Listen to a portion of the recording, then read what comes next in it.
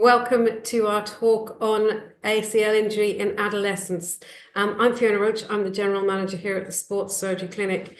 Anyone that doesn't know us, we are in Santry in Dublin, just off 10 minutes from the airport and off the M50 and the M1. We just look after musculoskeletal injury here, including all the sports medicine, soft tissue injuries, as the ACL, your knee arthroscopy, also hip and knee replacements. We also look after any joints from your toe down to your neck.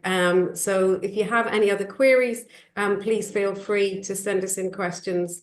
Now, we have a tab there tonight called Ask a Question. So if you've any questions, please put a question in. We will endeavour to get through them all. And if we don't, we may be able to come back to you if you email them in. We have two speakers tonight. We have Mr. Mihai Vioreanu, and Mihai is one of our orthopaedic knee and hip surgeons here who specialises in ACL. And then we have Jessie Barr, and Jessie is a performance psychologist. So she'll be going through on her talk about getting people back up and helping them through their milestones after ACLs. So also we have a tab there about UPMC. So SSC Sports Surgery Clinic is part of the UPMC group. UPMC have hospitals in Waterford, which is the Whitfield, or even in Kilkenny and Clane in Kildare. We also have a number of sports medicine centres across the country. And if you go into that tab, it will tell you where they are, because not everybody, obviously, we know, lives in this area. So also there's another tab if you want to get in touch with the GP liaison. Now we have other events on here if you want to go back in and have a look at other talks that we've done. So that's in under the tab of events on the website. And then this talk also be recorded tonight. So if somebody wants to have a look at it, it will be also on the website under events. So we're going to have our first speaker tonight, which is Mr. Mihai Vioreanu, and Mihai will talk about the ACL, and Mihai will join us for a Q&A afterwards. Thank you, Fiona, for giving me the opportunity to talk about ACL injuries in teenagers. This is a topic that poses a lot of challenges to the patients themselves, to the families, but also to the clinicians who look after these young athletes who would like to return to sport. So I hope that by the end of this lecture, you will be able to suspect, if not diagnosed, an ACL rupture in someone's that you can watch on the pitch. I hope you'll have a better understanding about the increased frequency of this injury and what is causing, in fact, this increased epidemic and injuries. I also hope that you will be able to understand the treatment and the progress in the treatment that has been done in the last few years, and what are the challenges with this, consisting of re-injury, in fact. Most importantly, I think that it is important to know how to prevent those injuries and the psychological aspects that impact those athletes besides the somatic ones, which we are able to treat. So I'd like to present you a case, a patient of mine from 2021. This is Sarah, who's a 15-year-old transition year student who presented with an ACL rupture after playing a GAA match.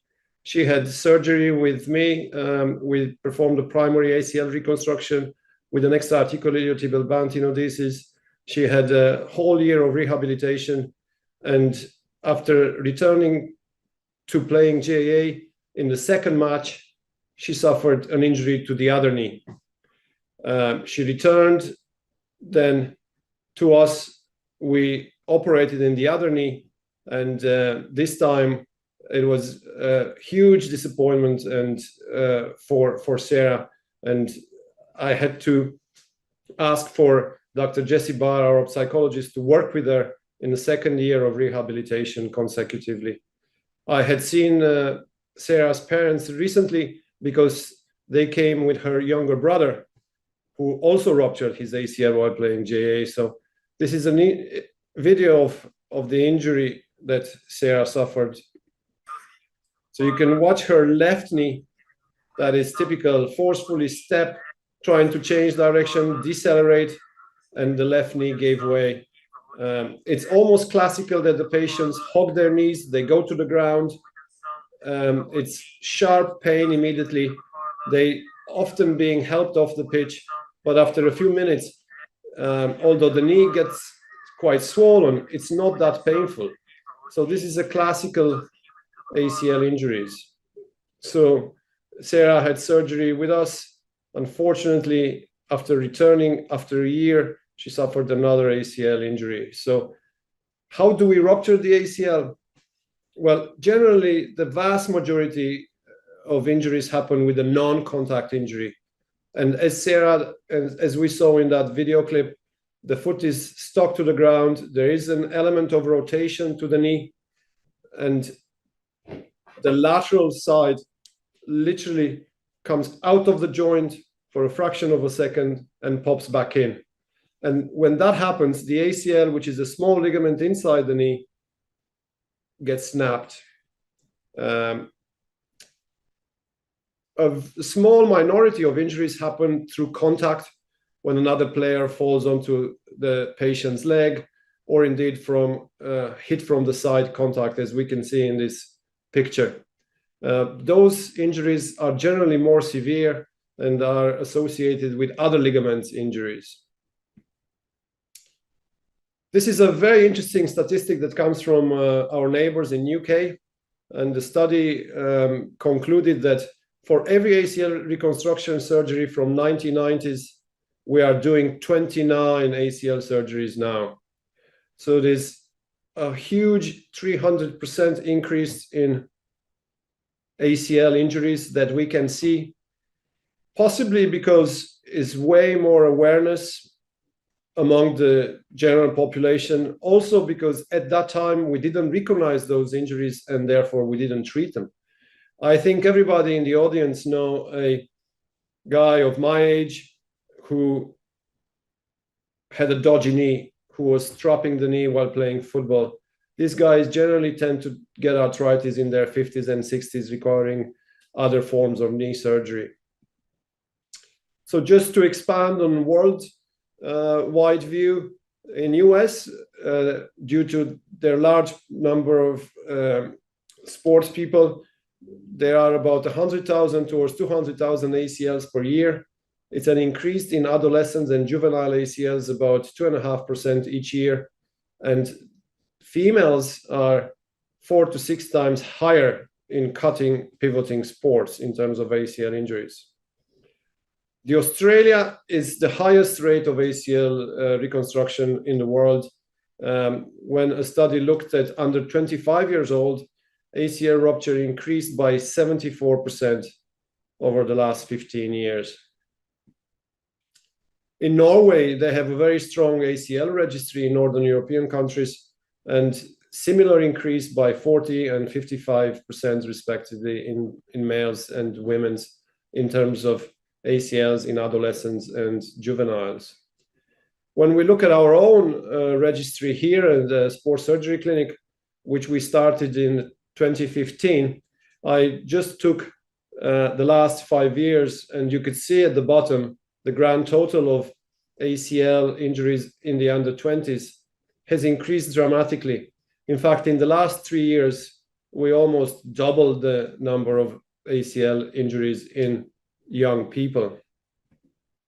And why is this epidemic? As I said, it's a pure numbers game.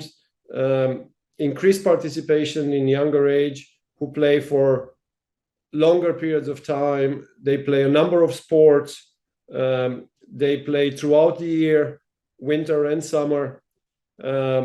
As they get better, they tend to specialize in one sport, and that actually is shown to be a risk factor in itself. We also have increased awareness regarding the injury. So it's like everything else. When you have such injury, it seems like a new world opens up there with everybody around you having had the injury or knowing someone who had the injury themselves. Also, another factor is that we have more MRI availability, and that increases in early diagnosis. In the past, as I said, possibly people weren't diagnosed or just diagnosed with an MCL injury, and therefore weren't treated accordingly. And there are some risk factors which are better recognized in more recent times. When I was training about 15 years ago in Australia, family history was suspected, but since then there have been various genes discovered as family history is a very significant risk factor for an ACL injury. And when I say family history, is brothers, sisters, parents. That also leads towards type of collagen, and that leads to hypermobility. So often those patients are double jointed, and if you ask around, they often have injured their shoulders before due to type of collagen and also hypermobility. As I mentioned before, the girls are more susceptible to the injury than the boys. And that is for a number of reasons. Firstly, girls will have a wider pelvis to accommodate childbirth, and therefore they have knock knees more often than boys. So when you have a knock knee, it's more likely that you twist, particularly if the hip muscles are not strong enough and the core muscles are not strong enough, and induce that rotation movement to the knee that snaps the ACL. There are also some hormonal variation that is suspected for increasing risk of ACL injury, increase of estrogen in girls sometimes, and the variation through the menstrual cycle has been observed. But other factors would be the anatomy of the knee. Some people have a narrow notch, which is the place where the ACL lives. And when you have a narrow notch, it's more likely that you rupture your ACL. Some people have increased slope, and these are all anatomical factors that really we cannot control, but it's important to be aware of them as treating clinicians. And of course, there are other factors, extrinsic factors, which we can control, and that is the type of sport. So we consider the riskiest sport, level 1 sport, in terms of twisting, pivoting, cutting sports, such as Gaelic football, hurling, soccer, rugby, and basketball or netball in other countries. Playing surface plays a role for ACL rupture. So it's been suspected, although it's difficult to prove, that the AstroTurf, due to increasing friction between the foot and the playing surface, that rotational force is being transferred to the knee where it ruptures the ACL. The footwear, through the same mechanism. If you don't have correct footwear for AstroTurf, and if you increase that friction even more, one can induce more rotation to the knee. It's been a myth that kids don't need to warm up. They definitely do. And I will show you some warm-ups that really are designed to prevent rupturing the ACL. And it's another myth that I want to dispel today, and that is kids don't need to go to the gym. They certainly do, and going to the gym is part of athletic skill development and athletic education. So in fact, the American Academy of Pediatrics has recommended that resistant training in children and adolescents, even prepubescent, is really useful on their development. And I don't mean going to the gym and doing CrossFit or lifting up weights, but weight resistance could be your own body weight. It could be elastic bands.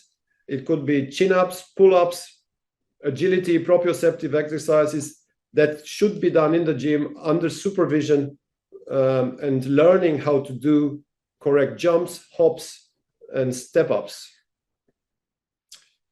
Now, when it happens, how do we fix it?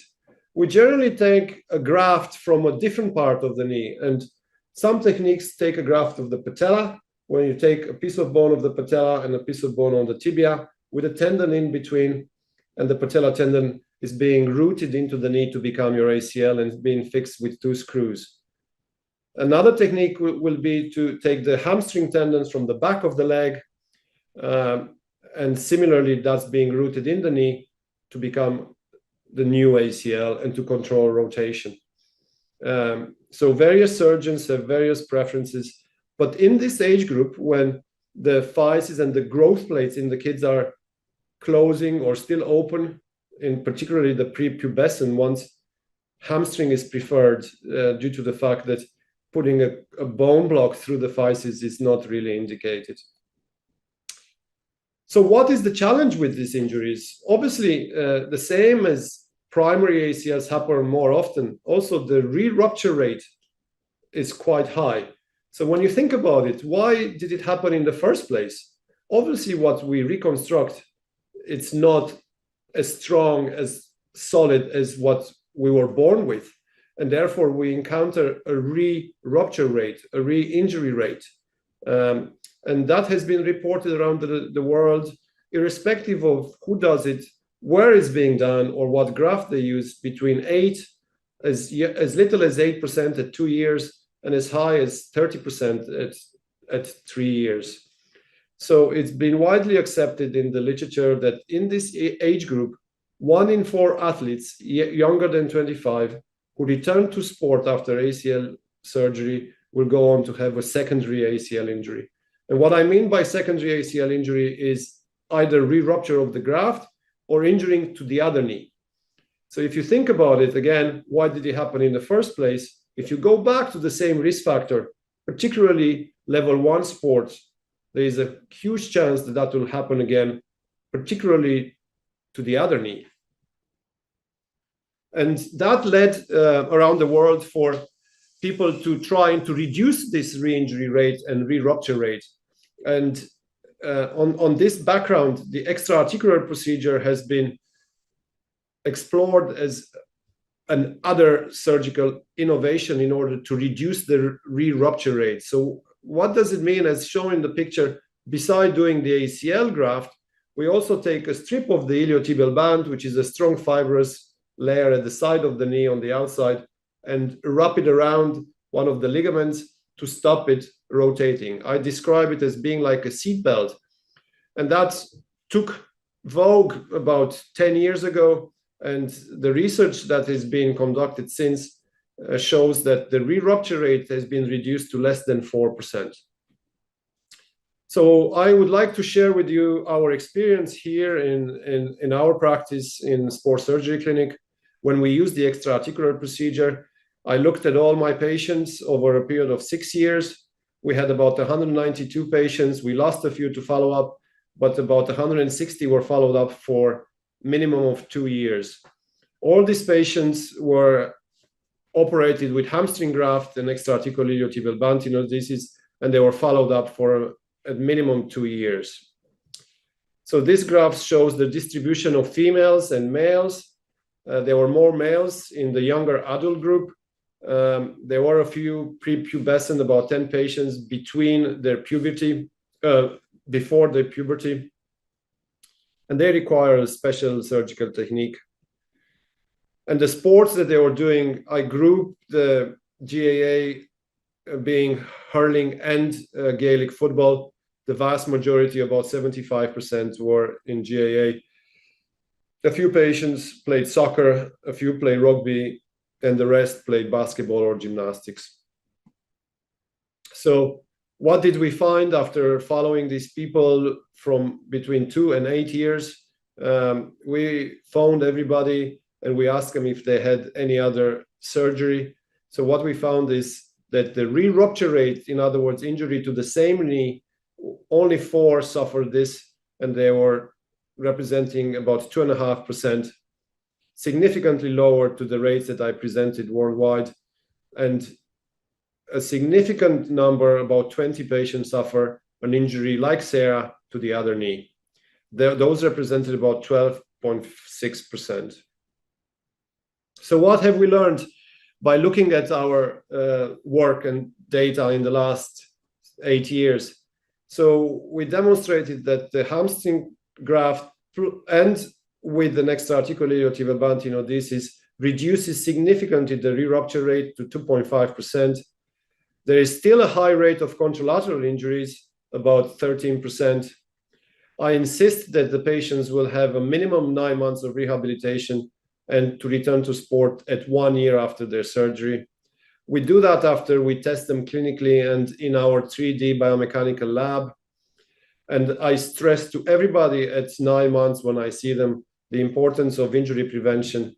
And we look at psychological readiness after such traumatic event and after such a long period of rehabilitation, if they're ready to return to sport. If you remember nothing from my talk, maybe you will remember this GAA 15 warm-up, which is excellent work done by our GAA community of physio and coaches. Essentially what this is an activate program. It's a warm-up that is about 15-20 minutes and includes a series of shuttle runs, strengthening agility and proprioceptive exercises. There are similar programs around the world, such as the FIFA 11 Plus or PEP program in the States.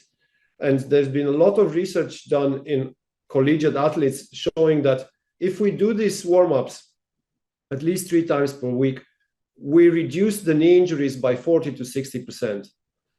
This is really important. If we invest time in becoming agile, strong, reactive as players, and our kids follow this warm-up, it's like brushing your teeth. You halve the re-injury rate. In terms of performance psychology, I was fortunate to meet Jessie about 2 years ago, and in Aspire Orthopaedics, our office, along with Professor Brian Devitt and Mr. Gavin McHugh, we work in close relationship with Jessie, and she sees all our patients that require psychology intervention. Jessie is a former athlete and understands very well the trauma that those kids go through, and helps them psychologically to get over the injury, to plan their rehabilitation, to plan their return to sport, and also to deal with a possible re-injury as well. So Jessie has been a great addition to our team, and I look forward to hear her talk. If you have any questions, I'll be delighted to talk to you in a few minutes after Jessie's talk. Thank you for your attention. Hi, Mihai. Thanks for joining us tonight. It was a really interesting talk. So we have a few questions coming in. So we'll start now with Aaron Jones's question. What is the ideal timing post-date of injury to have surgery done on a completely torn ACL? Are there benefits to getting it done ASAP or leaving some time to do some prehab? Yes, that's a really insightful question. Normally we operate on what we call a cool knee, so a knee that is pain-free and has full range of motion. And there is a very short window that you could operate it straight away. But generally, when patients get the injury, by the time they get the MRI, by the time they get referred to us, they will be passing that window, which is the first few days. So we almost never operate so it's never that urgent. Ideally, the time of operating is when the patient, the swelling has gone down, he's moving the knee freely, and that takes about between 4 and 6 weeks. So because if the patient is stiff and swollen before surgery, it will be very stiff and very swollen after the surgery. So there is that concept of prehabilitation when we ask the patient to get on the bike, get all the braces off. This is another misconception that kids and general patients get put in braces, but various healthcare professionals. So the idea is once it happened once, it will not happen again until they play sports. So it's good for them to get on the bike, ice the knee, fully weight bear, walk properly on it. And then once we see them, we continue this prehabilitation program until we get to surgery, generally between 4 and 6 weeks. Okay, thank you. How do you select patients for the extra-articular procedure? Right, so that is a relatively new indication, as I presented in the talk. So it's been sort of promoted and researched in the last 10 years. I've been doing it for the last 8 years. I started with doing only the revision ACLs. They're done second time, but then seeing that they do so well.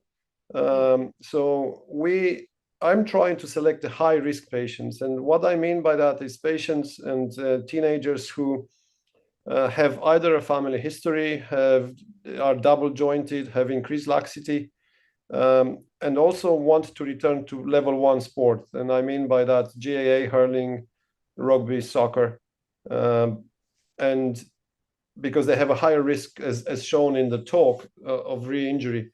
And those guys, I do extra-articular procedure like a seat belt to protect the ACL graft. Okay, thank you. What is your opinion on stem cell treatment for ACL and meniscus tears? It's not really a treatment.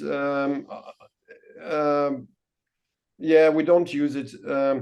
Stem cells really is bleeding, and when we do the surgery, we create a lot of bleeding from the bone. And stem cells is a word that's being used to maybe use in marketing and promote various clinics.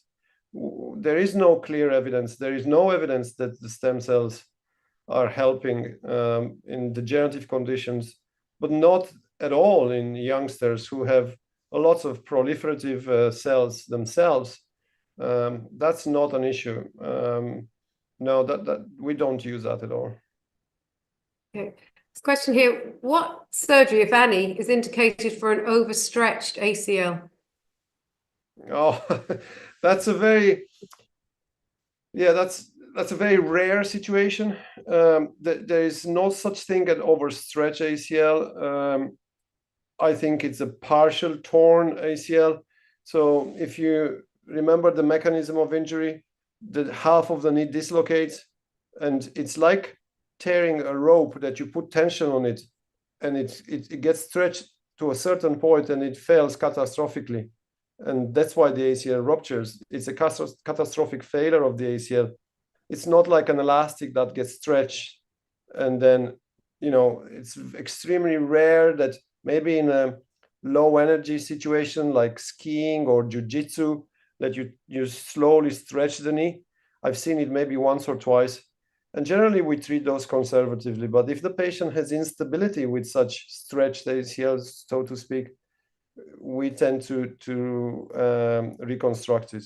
But that's a very rare situation. Okay, thanks. Thank you, Mihai. So we're going to have our next speaker now, who Jessie Barr, and Jessie will join us afterwards for a Q&A. Thank you. Hi everyone, I'm Jessie Barr. I'm the performance psychologist within the Aspire Orthopaedics team at the UPMC Sports Surgery Clinic. This evening, I'm going to talk to you about give you a little insight into the work that I'm doing within the Aspire team around using performance psychology strategies to enhance recovery from ACL reconstruction. So what is the state of play in ACL recovery according to the research at the moment? So according to the results of 2 systematic reviews and meta-analyses conducted on nearly 7,500 patients, it was found that 85 to 90% of ACL reconstruction patients returned to fully normal or almost fully normal knee function after their operation. However, these studies also found that the rates of return to performance among these patients was not reaching those same high levels as 85 to 90%. What they were finding was 81% were returning to general physical activity or general low levels of sport participation. 63 to 65 were returning to their pre-injury levels of sport. So only 3/4 of those who had an ACL reconstruction were actually returning to their pre-injury levels, pre-surgery levels. And up to half were returning to competitive levels of sport. So what the surgeons were finding in Aspire is actually reflective of the current state of play within the research, that while many will return successfully to normal knee functioning, not many were actually making a full return to competitive sport. And that's where I've come in to give some support from that psychological point of view. And how I'm going to illustrate that is through a case study of one of the athletes that I came across quite early on when I started within the team. So with this case study, we're going to look at a female GA player, Gaelic footballer, who was in her early 30s. She was presenting with her second ACL reconstruction in 3 years, and it was on the same knee. So she was back into Santry to get her knee redone again. She was referred to me by her physio at about 7 months, which would be considered that kind of return to play phase. At this stage, she should have been running, turning, jumping, and involved with general football-related activity. She was hitting at this stage all of her physical targets and key performance indicators in her rehabilitation program. So physically, she was ticking all the boxes that were indicating she was on track to make a full successful recovery. But her progress had stalled. She was stuck at the straight line running phase, which would you typically be much earlier in a rehab program, probably at the 4 to 5 month mark. This athlete was 7 months in and still hadn't got past straight line running. Why was this? What was some of the issues that she was presenting with? And one of the main issues that I could see from my early work, my initial consultation with this athlete, was that she was experiencing significant re-injury anxiety or fear of re-injury. Re-injury anxiety and fear of re-injury are consistently cited as the most significant reasons for an unsuccessful return to performance or a lack of return to performance. So maybe a longer return, a more stunted return, or somebody who doesn't return at all to their pre-injury levels of competition. So these are really important factors that I will see a lot, and a lot of ACL patients will experience. So what is re-injury anxiety? Re-injury anxiety is cognitive and emotional reactions, so thoughts and emotions in response to the anticipation of negative consequences of re-injury. So it's quite future focused. It's focused on what may happen if I have an injury again. So this could be thoughts around having to do a surgery again, having to go back to the start with rehab, and what that might mean in terms of their season, in terms of their progress so far, and what it might mean, for example, their place on the team.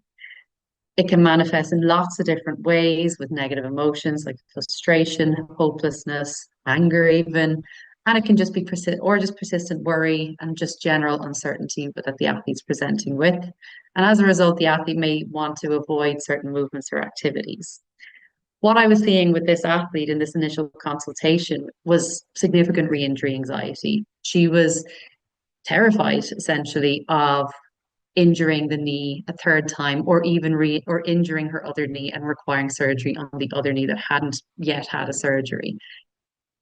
Fear of re-injury, on the other hand, is more of a response to a perceived threat of a re-injury in the moment.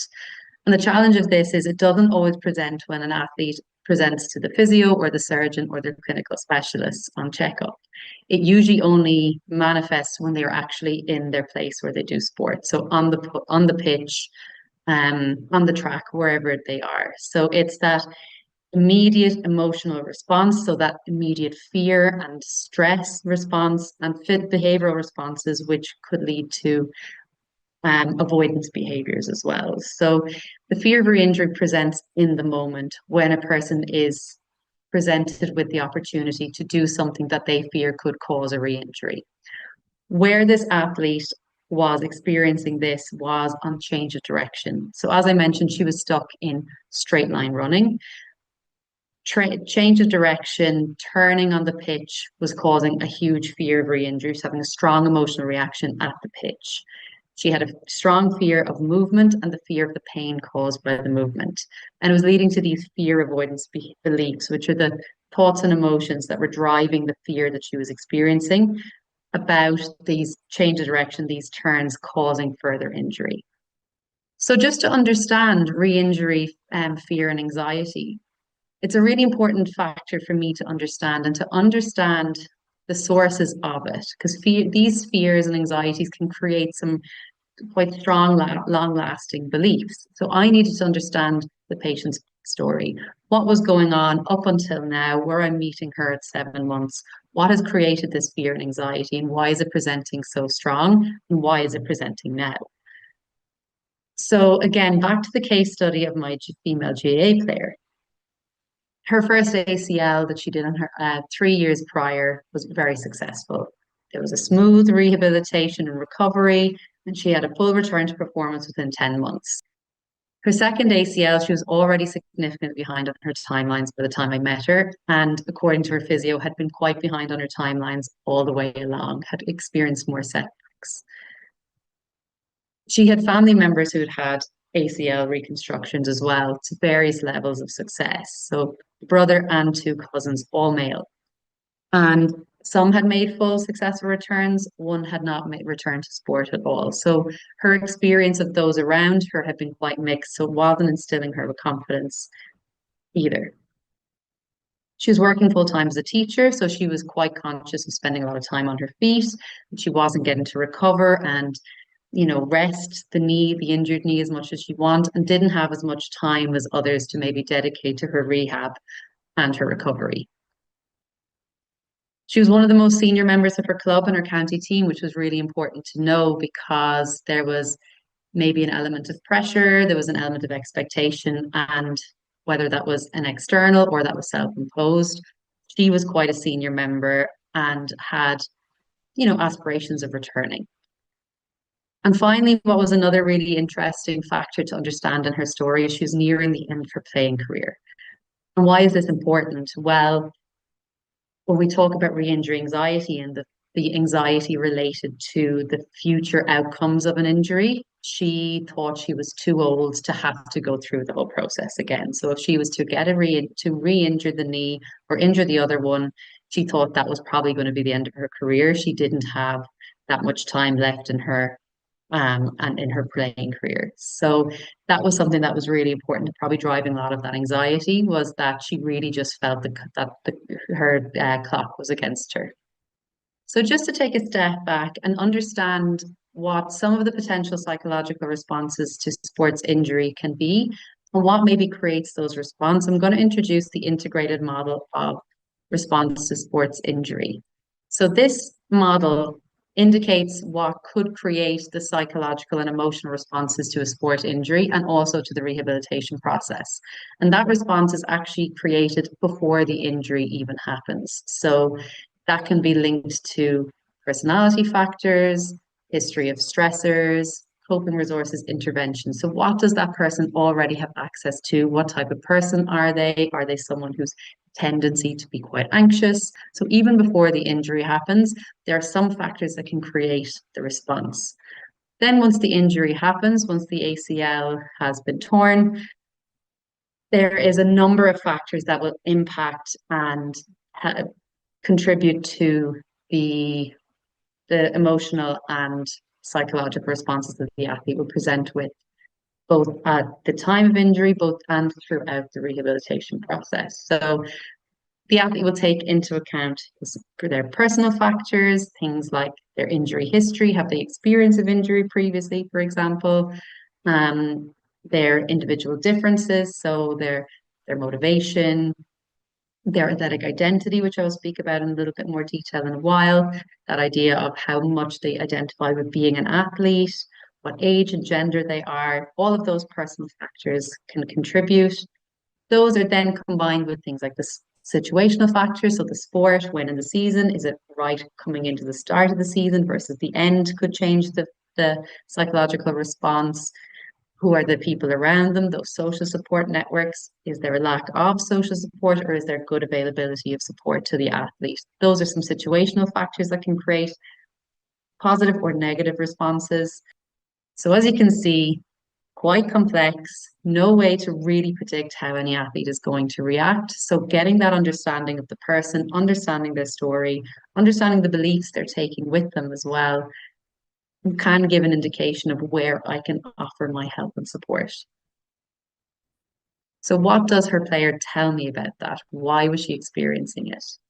So thinking back over the story that I shared, she had a very strong belief that if she was having slower progress, which she was in comparison to her first knee, that it meant there was going to be poorer outcomes. So she had this belief that she had created, that because she was not hitting timelines, she was not going to make a successful return, and had nearly made that decision just by maybe speaking to other people and just coming to her own conclusions. She had less opportunities to build trust and confidence in the knee because she was avoiding a lot of opportunities to build that trust. So she was avoiding drills, she was avoiding some activities at training, which would be opportunities to build confidence and trust in the knee at that later stage of her rehab. She had what we call perceived susceptibility and a lack of control. So this athlete was presenting with the belief that, my brother has had an ACL reconstruction, 2 of my cousins, I'm on my second, maybe we just have bad knees or bad ACLs in the family. So suddenly she was kind of accepting that she didn't have as much control over this injury as she maybe had once thought. And there was a perceived susceptibility. She's just someone who's going to get ACL ACL injuries. And there's nothing I can do about that. So this almost learned helplessness was starting to kick in, that no matter what I do, I'm probably going to get injured again, because look, I'm here again, and my family have been there too. Because of her full-time job, as I mentioned, she did have less time to dedicate to her rehab and recovery. As I mentioned earlier, the idea of athletic identity is one of those personal factors. So she was a club and county player, one of the most senior members, and a really valued member of both teams. And she was someone who herself identified very strongly with being a footballer. She'd identified first and foremost as footballer before she identified as teacher or as anything else. So it was a big part of her self-concept, who she was. And so in research will say that someone with a very strong athletic identity may struggle with being away from their sport and not being able to, I suppose, fulfill that identity. So there didn't appear to be as much external pressure from teammates or managers on either team, but she was definitely self-imposing pressure on her return to play and returning to the pitch due to her age. So she really felt the time was running out and the clock was against her. So understanding those beliefs, so understanding those contributing factors was starting to paint a picture of where these re-injury fears and anxieties were coming from and what I could do next. Where could we go with this? So my plan and interventions started with confidence building, as I just gave a little indication of. I recognized that the athlete was presenting with a high level of anxiety, but very little confidence. And one way to counteract the anxiety she was feeling was to build back confidence in her knee and in her body. And at that time, it was very, very low. So we needed to go back and reflect on the work she had done up until this point, on the rehabilitation process that she had done until 7 months. Reflect on that, think back through it, reflect on training logs, go back to her first, her training logs from her first ACL, and make some comparisons as well. We needed to do some cognitive restructuring through self-talk, which is that internal dialogue, because when we spoke about what it was she was telling herself, where was her head when she was at training? What was she telling herself throughout the day? Where was her attention throughout the day? Every little niggle or every little, awareness in her knee was creating or confirming the belief that her knee was weak. It wasn't going to be able to take the demands of change of direction and further match play scenarios. So we needed to challenge those beliefs through self-talk interventions, identify those negative, unhelpful self-talk that she was engaging in at training and throughout the day, make note of it, and then create a more helpful script to counteract it so that she had something to respond and challenge and stop those unhelpful thoughts from spiraling and going unchecked. So that was something that was a constant theme throughout. One big part of the work we did was actually just going back and doing some goal setting. Seems really, really simple, but there was some real glaring gaps in the goal setting that she had been doing up until that point. So we looked back at doing some smaller goal setting, and I'm going into a little bit more detail on that in a second. Then we did an imagery intervention, which is also known as visualization, to try and build confidence in the activity she was going to be putting herself forward for, that she had been up until now avoiding. So that was change of direction and some match play scenarios that were causing a huge amount of stress. And that stress was leading to her avoiding those movements and avoiding those activities altogether. So imagery was a way of practicing, doing some mental rehearsal of being in those scenarios, of feeling confident in those scenarios, or feeling nervous and still doing it without having to put herself in those physical scenarios. So it was a way of training her brain to feel comfortable and confident with those activities before she actually put her body in the situation to do them. And finally, I just taught her some relaxation exercises, because what was quite clear was when she was at training and when she'd moved past the easy drills that she was confident with, straight line running, and they were moving into more complex drills, change of direction, and more match play scenarios, her stress was shooting up. And as a result, she was creating a lot of tension physically and tension mentally as well. So that tension physically was linked then with some unhelpful self-talk. So we had some self-talk interventions, but we needed to make sure her body wasn't tensing up and creating unnecessary barriers through that physical tension. So just some simple breathing activities when she noticed those little triggers of those unhelpful thoughts or that tension that was maybe in her jaw or in her shoulders. We just did some breathing activities to just relax, center herself, ground herself, and then be able to maybe attempt the start of what she was hoping to put herself forward for. So they're just some examples of the plans and interventions. So in terms of the outcome, and I said I will talk about the goal setting in a second, but in terms of what the outcome looked like, now this athlete, I must preface, was very engaged from the start, really bought in. After about 20 minutes of our discussion, I could see that she really wanted the help. She really wanted to be involved in this process, and it made the work I did much easier.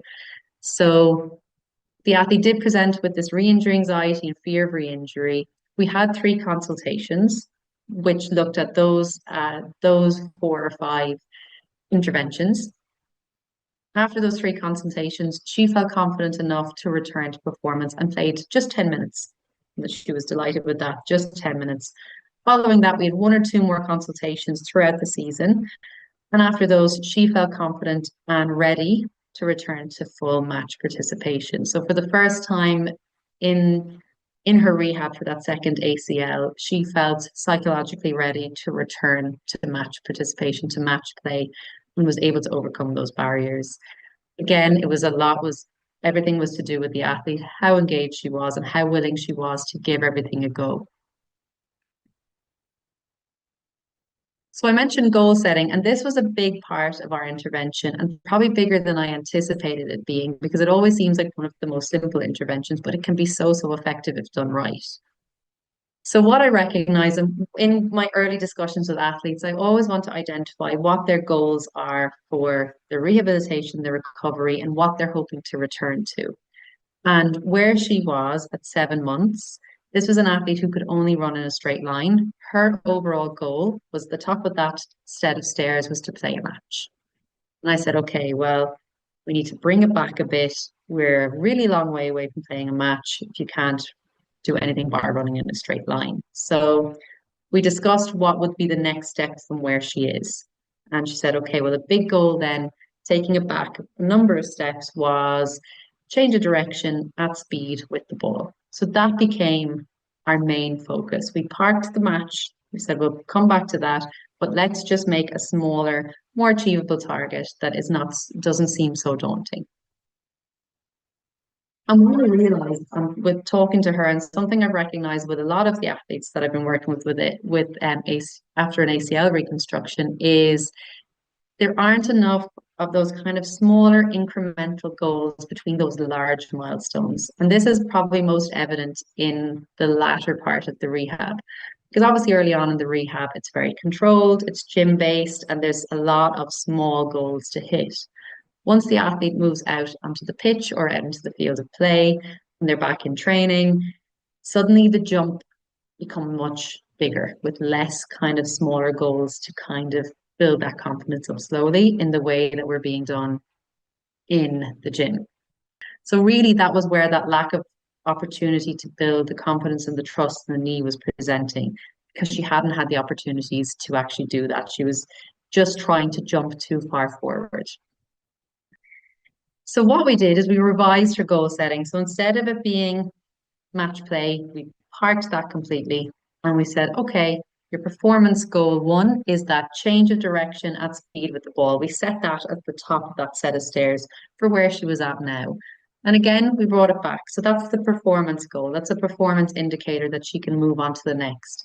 Once she was able to change direction at speed with the ball, she knew she was ready to move on to the next step, which was 1 step closer to match play. But she wasn't there yet. She was still at straight line running. So I brought her back again and said, okay, we're at straight line running. What do we need to add next? What's the next process? What's the next step?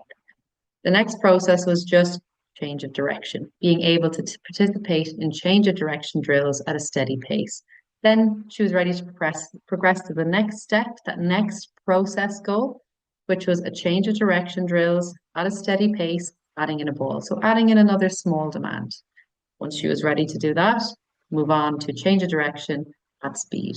And finally, then she could move on to that performance goal. So we broke it right back down. It seemed like it was baby steps, but that's what it was in the gym. So we needed to apply that thinking to the pitch work as well. So that's what we wanted to do, is add in those extra steps to build trust and confidence in the knee. So rather than going from running in a straight line to fast change of direction with the ball, we needed to add in some steps to build that confidence and make her feel that she was able to do it. And we didn't move on until she was ready. So we've come together and recognized that the best approach is getting in as soon as possible and offering that support as soon as possible. So my approach now looks like, again, still understanding the backstory. I offer athletes a discovery call, so a free 30-minute call to just give me a background to who they are before they ever commit to initial consultation, because I know it can be quite daunting. And even in that initial consultation, it will be a lot of opportunity to understand their story and their background, understanding the injury, what happened, what was their experience, what are the potential repercussions of this injury on their season, their timeline, just to kind of get a sense of what their emotional response looks like and how they're feeling in that immediate and that initial time period, in that early stage of rehab. I want to understand their previous experience of injury, because that can really shape how they can apply their skills and apply their knowledge to this new injury. If it's their first, it can be very different to someone who's had an injury before. Someone who's had an injury before may feel competent and know what's to come, or maybe having had a previous injury, feel dread because they are aware of how taxing rehab can be. So that knowing if there's a previous experience of injury can be really, really valuable. Understanding the level of athletic identity. So how much does that athlete identify with their athlete role? With them, is their identity shaped by being an athlete? Are all their friends athletes? Is their social life centered around their sport? Are all of their friendships centered around their sport? And is all their spare time centered around their sport? That's important to know to kind of direct towards different strategies. So identifying how an athlete can manage their time depending on their level of athletic identity. They identify quite strongly. We want to find ways to maintain that identity in a different way while they're injured. And just understanding what other interests, pursuits, and what else is going on in their life. Are they working? Are they in school? Are they in college?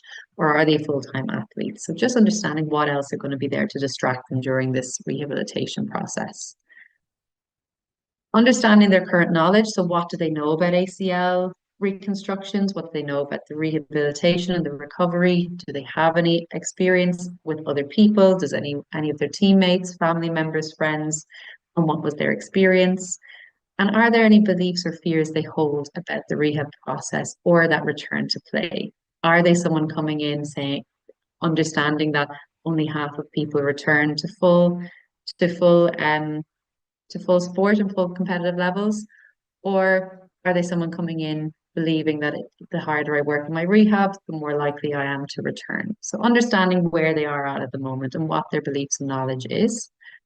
Identifying those goals that they have of the rehab and recovery and of the psychological support I can offer. Or is there a certain timeline they want to get back for, or are they willing to just see it out and return when their knee is ready? So just identifying what those goals are is really important early on to help manage expectations. As I said, expectation management is a really important one. So if we understand their goals, we can then start to put in those strategies to manage expectation, helping them understand that setbacks will happen, when they may happen, how they may react if they do, kind of nearly preempting it. I use the self-determination theory as a framework for initial interventions. And I'm going to talk about that. What is a self-determination theory and how am I using that to shape those early stages of interventions with new patients? What is the self-determination theory? The self-determination theory encompasses three concepts. The concept of competence, which is where a person is motivated to gain mastery, to feel capable and effective in their own actions. So an athlete wants to feel competent even when they're injured, even when they're rehabbing. We want to encourage autonomy with the athlete. So we want them to feel in control of their choices and in their day-to-day life. One thing a lot of athletes will say is they don't feel that they're in control of their decision making of their life, of their day to day when they are rehabbing, because someone else tells them what they should do, when they should do it, when they can do more, when they can, if they have to pull back and do less. So there can be a feeling of a lack of autonomy during the rehab process. So what we want to do is create opportunities for autonomy. And finally, the self-determination theory of motivation. And the last factor is relatedness. So it's that idea of feeling connected and belonging to others. It's a way of recognizing that they feel cared for and supported. So this self-determination theory is a theory of motivation, and it's all three of these factors can combine to create a motivated athlete who will see out their rehab, who will stay engaged in the process, and hopefully feel more in control of that throughout. So what can that look like? What are some of the strategies that I do to try and create a self-determined athlete? So if I want to encourage an athlete to be more competent, something very simple at that early stages, I suggest athletes keep a recovery journal to record their progress, record any signs of improvement or any upskilling that might happen. So with an athlete, we want them to take back that bit of control, to have a bit of more autonomy, but also see that competence grow, because that competence is what creates that confidence that we see later on, and that trust in the knee. So if they're witnessing their recovery, they're recording their progress, and they're not waiting for the physio or the surgeon to give them the green light, they're also seeing it in their own eye, with their own eyes, and they're recording it. They're creating that confidence throughout the rehab process and feeling more competent in the rehab and in their knee. We want an athlete to be more autonomous. So while they feel a lot of control has been taken away, they can't engage in their sport, we want them to identify opportunities to develop other skills during the rehab period. So while the injury initially could have brought on all of these really negative and unhelpful responses, we want them to see that an injury can be a time of opportunity. It can be time to develop a more rounded athlete that you may not have time to do when you're training full time. So encouraging the athlete to seek out those opportunities. Maybe it's developing other physical skills like fitness on the bike or upper body, for example. Maybe getting involved in the sport in other ways. So still staying involved in the sport and taking back the control of maybe their tactical awareness by doing some video analysis, or the strategic awareness by doing some stats work for the team, or just even offering a little bit of coaching and just feeling they have something to give back and they have control over their choices. And finally, a self-determined athlete is someone who has that relatedness. They feel related to others. So helping that athlete at that early stage, identifying who the sources of social support are going to be and what the types are at different times. So how can they use them? Who are the people who have been through it before, and can they seek guidance from them about their experience of surgery and injury and learn from them? And who are the people that they want to be around and they need a break from all things sport and injury? So we're at that early stage. Now that I'm getting athletes much earlier in through the referral processes, this is the type of work I'm doing with them. And then as we move through the rehab process, we go back to things like goal setting, cognitive restructuring, expectation management, those kind of strategies. But at the moment, that's where I keep my focus. Create those self-determined athletes. That's bringing us up to the end of my talk. Thank you all so much for listening, and I really look forward to answering everybody's questions. Welcome back, and we have Jessie and Mihai with us to answer some questions. So we're going to start first by Mihai telling me how he met Jessie and why he introduced her into his practice. Oh yeah, well, I became aware of the struggle these kids have when they get such a significant injury to their knee over time, and I in my head that it's a psychosomatic injury. So we deal with the somatic aspect where we get the patients to have a stable knee and to get fit. But the psychological aspect is, I realize, is significant. Having adolescents, my own, who play sport, fortunately, they haven't had such a big injury, but I could see whenever they had a small injury, how important it was for them to be part of the team and to go training. And literally in the office, the entire team is crying. The patients, the kids themselves, the parents. Often those kids are the best in their sport because they play full on, they get injured. And then I got the feeling that we need to do something about that, to work with a psychologist. And I was talking to my colleagues for months, trying to liaise with a psychologist. And my colleague Gavin McHugh worked at the time with Jessie's husband now, and who was an orthopedic registrar. And Gavin facilitated the connection. And I rang Jessie and I explained to her that we are in a position to carve a new field. And she took up the challenge, and here we are. Great. Thank you. Okay, we'll start with some of the questions then. So Jessie, you spoke about the 30-year-old in the, how would you deal with an adolescent differently? Or is there much? Yeah, and look, I suppose I used the example of a 30-year-old case study, and the reason I chose her was she was someone who I had seen from right through to return to play, and I haven't had as many yet because a lot of my referrals have been more recent. Do I deal with an adolescent differently? Yes and no. I suppose the challenge with an adolescent is often they haven't had an injury before. So a 30-something-year-old athlete has probably had a lot of experience or has some experience of an injury. A lot of the adolescents that have presented, this is probably their first, some of them, this is their very first injury ever. For many, it's their first major injury. And that presents its own challenge. There's a lack of knowledge of what to expect, a lack of, I suppose, understanding of the value of rehab. And sometimes my work is not just from the psychological side, but also nearly a coaching side of coaching of what the importance of what this means to do a full rehab cycle and what that's actually going to look like. Even making suggestions around really simple strategies like suggesting to join a gym. This was something that was completely out of the norm for that age group. A lot of them had never been in a gym before. So I suppose the challenge is what their experience level is, where they're at in their career compared to an older athlete who probably has that range of experience. And you're dealing with an athlete who has a full career ahead of them. So you are really bringing home the importance of following the rehab program, staying motivated throughout, seeing the positives, looking for the opportunities because they're potentially have 10 or 15 years ahead of them. We want them to try and stay as injury free going back.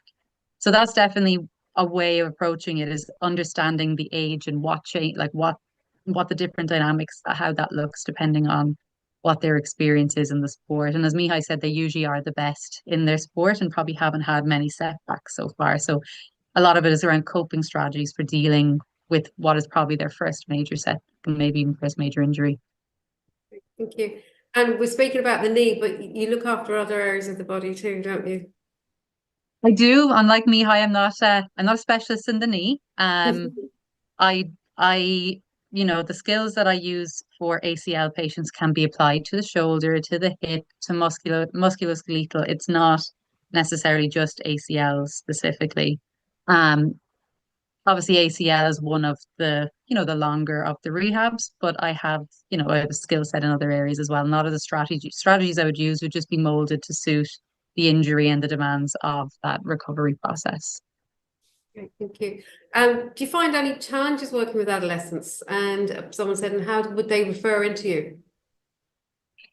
Yes, I suppose kind of to refer back to that earlier question, the challenge is often to do with the lack of education and understanding. They maybe don't know what is ahead of them.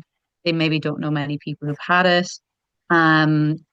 Maybe they don't really understand the impact this could have on their career. So a year seems like such a long time for these athletes. They don't really have an understanding of what that year might look like. And I mean in the best way possible, but parents' involvement can be a positive because most of the adolescents who have been in front of me are there on the basis that their parents see the value in the psychological support. But on the flip side, if parent and teen aren't aligned, or there's a feeling of pressure coming from parent, it can send a teen digging heels in and wanting to do the opposite. So that can sometimes be a challenge, is nearly being a middle ground for the parent who's giving the good advice and following what Mihai and the clinical specialists have suggested, but at the same time, the teenager doesn't want to follow the rehab program. The parent is tearing their hair out. So that's actually been quite a challenge as well, is finding where that middle ground and where I sit without being a nag, but also trying to help them understand the value of what everyone around them is making that suggestion. So yeah, just a lot of it is around psychoeducation, just educating what is to come, what the benefits of engaging with my services, with the rehab will look like long term, and why maybe people at home are seeming like they're being quite pushy. So that's definitely been a unique challenge that I haven't maybe hadn't thought of how I'd have to encounter that until I had more parents and teenagers sitting in front of me. Okay, perfect. How's somebody referring to? And someone refers into me, if they haven't, if a referral hasn't been made directly through Mihai, my best answer is just to email. So my email is just jessiebarr@sportssurgeryclinic.com. Just send me an email directly, and we can set up an appointment from there. I offer a 30-minute free discovery call, because I know psychology for a lot of people, especially adolescents, is quite daunting. There can be a feeling that if you're being referred to a psychologist, it's a sign there's something wrong with you, a sign that something is wrong mentally. And it's just to maybe demystify, break down that stigma, and just put someone at ease. It's a Zoom call. They don't have to come in and commit to a full consultation with me. Just break the barrier. They understand that this is who you'd be talking to. This is what we might speak about. I kind of just introduce what the work is, how I can help them, and just put a face to the name, because I know it is very daunting to come into UPMC and walk through those lovely marble corridors and see a psychologist for the first time ever. So, and as Mihai mentioned, my own background was as an athlete. I spent a lot of time injured as an athlete, so I kind of have nearly a common ground that I can meet with the athlete as well. So I'd never say that someone has to commit to an initial full hour consultation. Have a chat, introduce their teenager, if it is a parent setting it up, or if it's a person looking to make the referral themselves. Avail of that call and just get an idea of what the expectations are. Jessie, thanks very much, and Mihai, thank you. No problem.